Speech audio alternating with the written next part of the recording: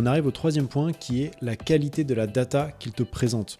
Il est extrêmement important que tu t'assures que le tracking qui a été paramétré sur ton compte est 100% fiable. Parce qu'en fait, c'est sur ces données que toute la stratégie va être définie. Et donc, si les données sont biaisées ou fausses, eh bien, tu peux être sûr que tu ne peux prendre que des mauvaises décisions. Pour illustrer mes propos, je vais te montrer ce compte qu'on vient de faire rentrer chez Satellite.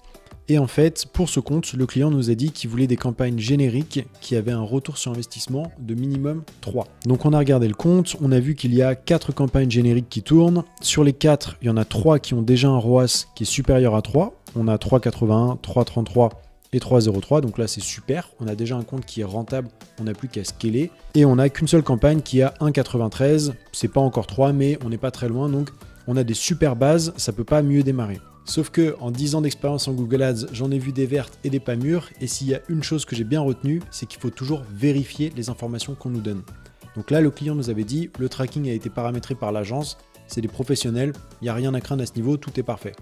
Très bien, nous on a quand même voulu vérifier, et en fait, on s'est rendu compte que la valeur de conversion incluait la TVA et en plus de ça, les frais de port. Donc la valeur de conversion sur Google Ads, elle était gonflée de 20% plus 15 € de livraison. Et la conclusion, c'est que le client qui pensait gagner de l'argent avec ses campagnes, eh bien en fait, il perdait de l'argent sur chaque vente générée par le compte. Et pour plus d'astuces sur Google Ads, abonne-toi.